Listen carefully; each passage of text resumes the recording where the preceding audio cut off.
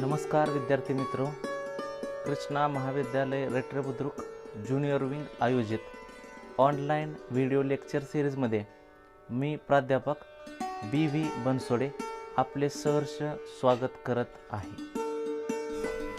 In last lecture we discussing about the first polymer, the polyester, or it is called as Dacron polymer or Terylene polymer. In today's lecture we discussing about the two important polymers. First one is Buna-S rubber or SBR, and second one is neoprene polymer. So first we start first polymer, Buna-S rubber, or it is called as SBR. SBR means styrene butadiene rubber. आज आपल्याला या ठिकाणी आपल्याला पहिला polymer बघायचा आहे आणि तो पहिला पॉलिमर तुमचा कुठला असणार आहे? बुना-एस रबर, किंवा त्याला थोडक्यात काय म्हटलं जातं? SBR म्हटलं जातं. SBR म्हणजे काय? तर styrene butadiene rubber.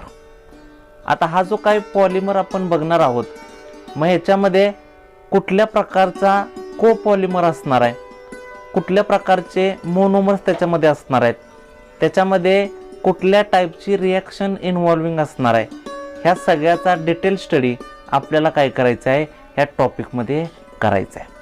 So let's see.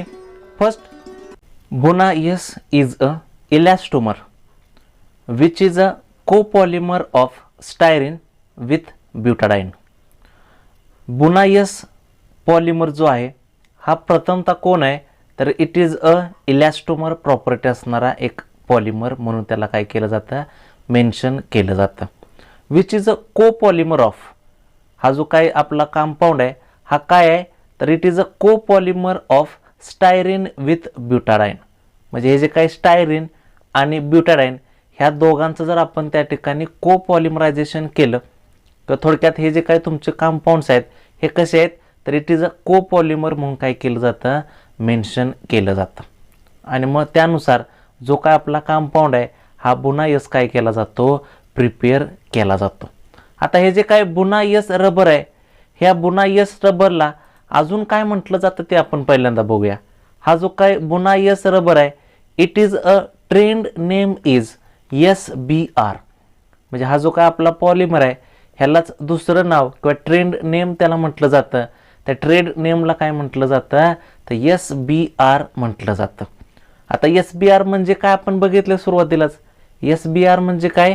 तर स्टायरीन ब्युटाडाईन रबर. म्हणजे जर आपल्याला Buna-Sचं ट्रेड नेम नाव विचारलं तर आपल्याला ते माहिती असणं गरजेचं आहे, आणि ते नाव कुठलं असणार आहे आपलं? तर SBR, किंवा SBR म्हणजेच काय? तर styrene butadiene rubber. Next point आपल्याला बघायचा आहे, आणि तो नेक्स्ट पॉईंट याच्यामध्ये येतोय, आणि तो आहे आपला मोनोमर्स. मग याच्यामध्ये किती प्रकारचे मोनोमर्स आहेत ते मोनोमर्स पहिल्यांदा आपल्याला माहिती असणं गरजेचं आहे. मग मोनोमर्स याच्यामध्ये दोन प्रकारचे आहेत. पहिला असतो 1,3 ब्युटाडाईन आणि दुसरा असतो स्टायरीन मोनोमर.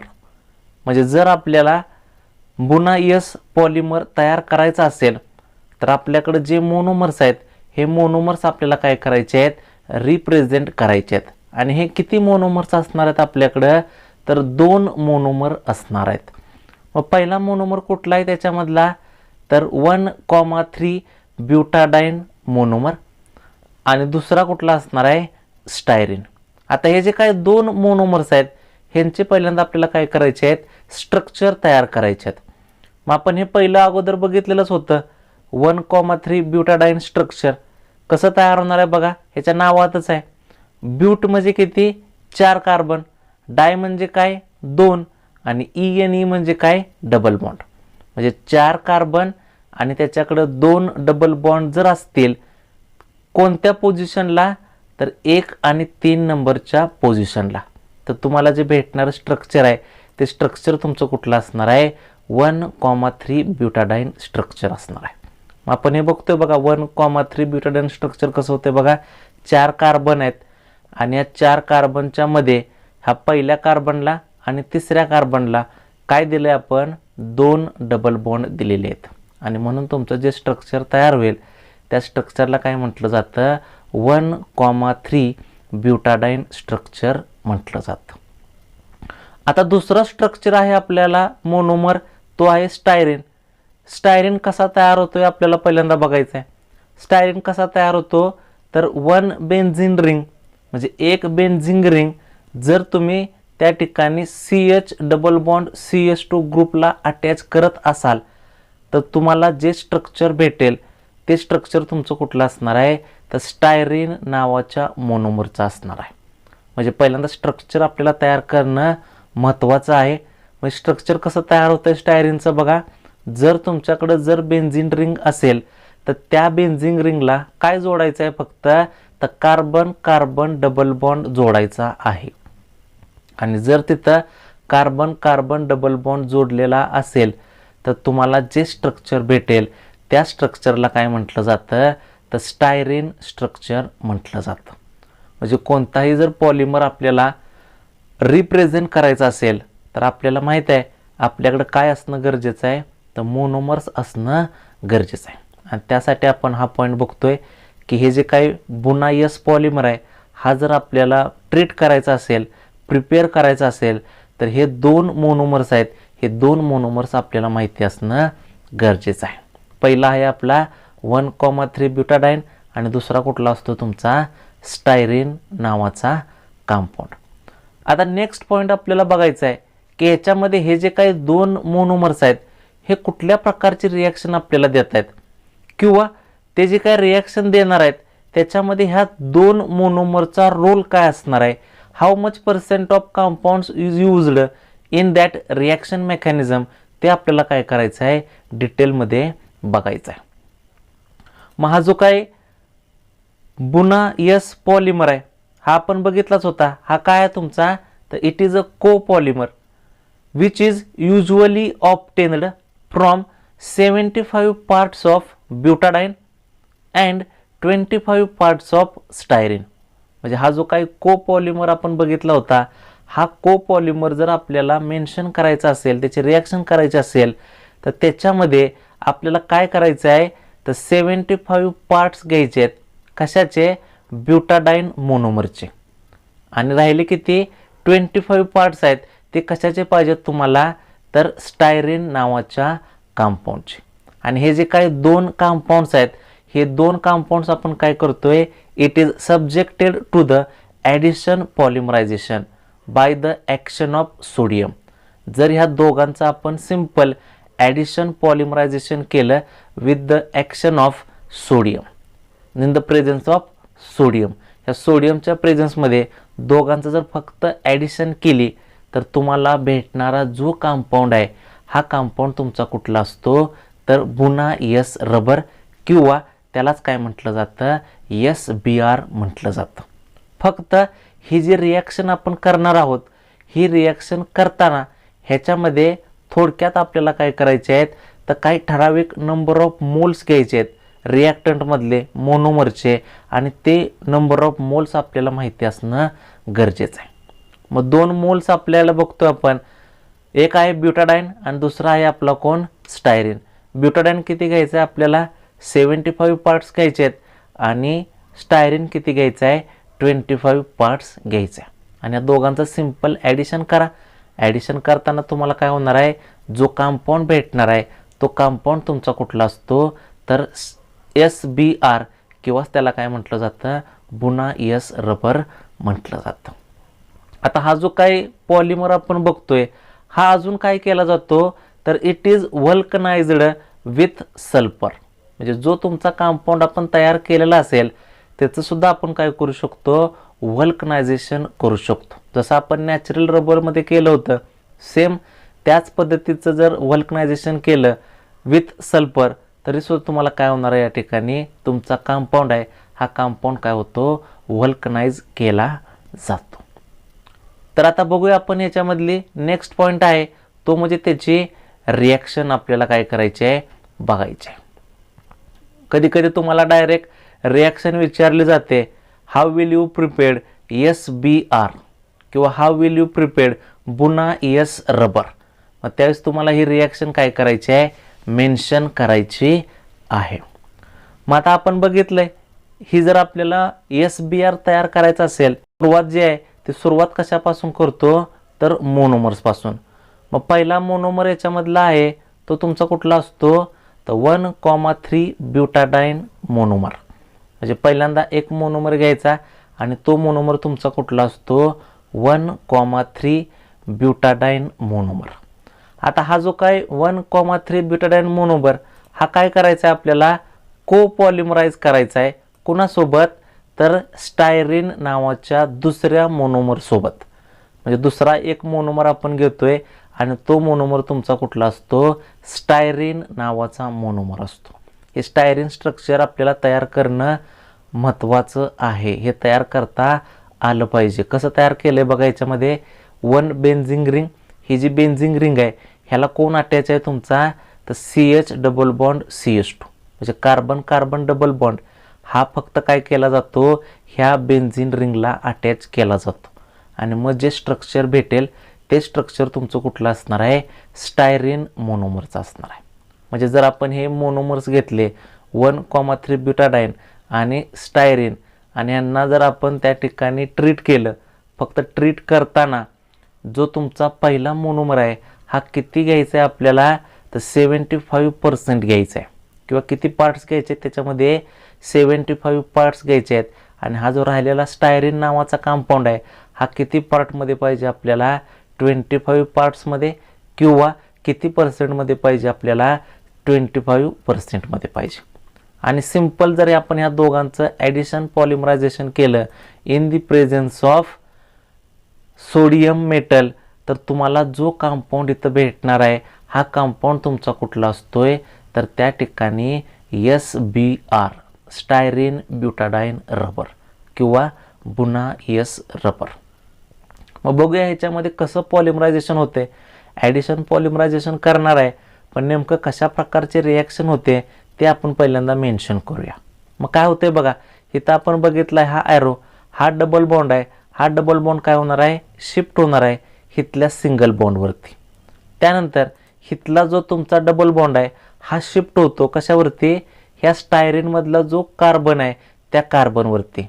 आणि नंतर हिथं परत जो डबल बॉन्ड आहे हा डबल बॉन्ड काय करतो पुढच्या एका कार्बनला काय करतो अटॅच करतो. कारण हे जे कंपाऊंड्स आहेत मोनोमर्स आहेत हे आपण किती वेळा घेतो N टाइम्स वेळा घेतो. म्हणजे हीच रिॲक्शन काय होते रिपीटिंगली होत असते. हा पहिला कार्बनवरचा बॉन्ड हा दुसऱ्या ठिकाणी अटॅच होणार, हा डबल बॉन्ड पुढं अटॅच होणार आणि हा बॉन्ड तसाच काय होणार आहे पुढं अटॅच होणार आहे. आणि मग असं जर होत असेल, असं जर रिॲक्शन मेकॅनिझम याच्यामध्ये होत असेल तर मग काय भेटणार आहे आपल्याला, मग तो कंपाऊंड आपल्याला काय करायचा आहे प्रिपेअर करायचा आहे. मग काय होतंय बघा, हा जर बॉन्ड इथं डबल बॉन्ड होता, हा जर मी इथं शिफ्ट केला तर इथं बॉन्ड राहिला कुठला तुमचा सिंगल बॉन्ड. म्हणजे CH2 आणि CH मध्ये जो बॉन्ड राहील तो बॉन्ड तुमचा कुठला असणार आहे सिंगल बॉन्ड असणार आहे. आणि त्यानंतर इथं जो तुमचा सिंगल बॉन्ड होता हा सिंगल बॉन्ड कन्वर्ट कशामध्ये होतो डबल बॉन्डमध्ये. नेक्स्ट परत काय येणार आहे तुमच्याकडं CH, इथं डबल बॉन्ड होता, हा डबल बॉन्डचं कन्वर्जन कशामध्ये झालं सिंगल बॉन्डमध्ये. आणि हा CH2 नंतर कोणाला अटॅच झाला आहे तर या पुढच्या CHला, की ह्या CHला कोण ग्रुप अटॅच आहे तर एक फिनिल ग्रुप अटॅच आहे किंवा एक बेन्झिन ग्रुप अटॅच आहे.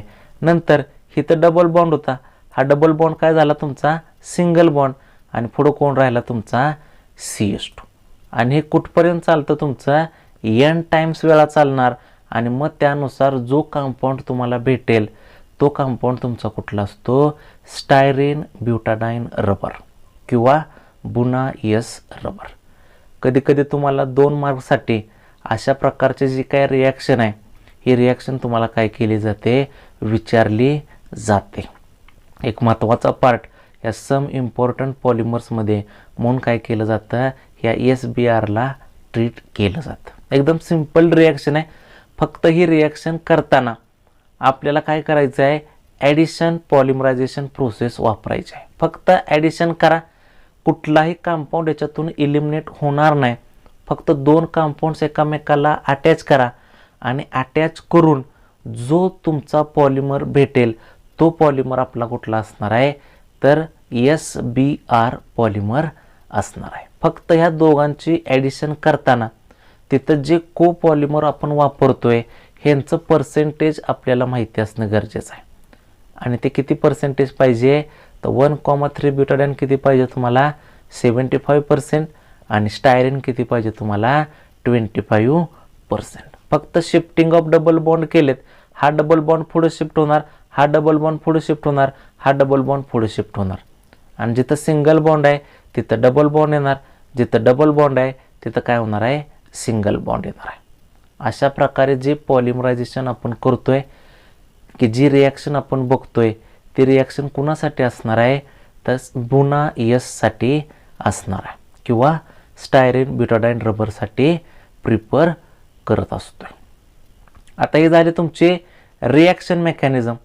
आता आपल्याला नेक्स्ट पॉईंट बघायचा आहे आणि तो नेक्स्ट पॉईंट आहे तुमचा युजेस. म्हणजे हा जो काय पॉलिमर आहे हा आपण कुठं कुठं यूज करू शकतो ते आपल्याला काय करायचं आहे, ॲप्लाय करायचं आहे. मग हा जो काय बुना रबर आहे हा काय आहे, it is superior to the natural rubber. म्हणजे नॅचरल रबरपेक्षा सुपेरियर पॉलिमर जर बघितला तर तो कुठला असतो, आपला बुना रबर म्हणून काय केला जातो, रिप्रेझेंट केला जातो. With regards to mechanical strength. म्हणजे जर आपण त्याचे मेकॅनिकल प्रॉपर्टी बघितली, मेकॅनिकल स्ट्रेंथ बघितली आणि त्याला जर रिगार्ड केला तर जनरली ह्या दोघांचा कंपॅरिझनमध्ये हा बुना रबर आहे हा कसा असतो, तुमचा सुपेरियर म्हटला जातो. And has abrasion resistance. आणि त्याच्यामध्ये काय राहतं तुमचं, तर ॲब्रेशन रेजिस्टन्स त्या ठिकाणी काय केला जातो, मेन्शन केला जातो. आणि म्हणून hence it is used in tyre industries. आणि म्हणून ह्या त्याच्या प्रॉपर्टी असतात म्हणून त्या ठिकाणी काय केलं जातो, हा जो काही तुमचा पॉलिमर आहे हा पॉलिमर लार्ज स्केलमध्ये कुठं यूज केला जातो, तर इन टायर इंडस्ट्रीजमध्ये त्याचा वापर केला जातो. म्हणजे जर याचं जर मेनली यूज बघितला तर हा मेन यूज जास्तीत जास्त आपल्याला कुठं भेटतो, तर इन टायर इंडस्ट्रीजमध्ये भेटत असतो. अशा प्रकारे आपण जे काही बुना पॉलिमर आहे किंवा SBr पॉलिमर आहे हा काय करू शकतो, एक्सप्लेन करू शकतो त्याच्या प्रॉपर्टीजसह किंवा त्याच्या युजेससह. म्हणजे जर तुम्हाला त्याचे युजेस विचारले तर तुम्ही त्याच्यामध्ये काय करू शकता, हा यूज त्या ठिकाणी प्रिफर करू शकता. हे झाला आपला पहिला पॉलिमर आजच्या लेक्चरमधला आणि तो होता आपला SBr किंवा बुना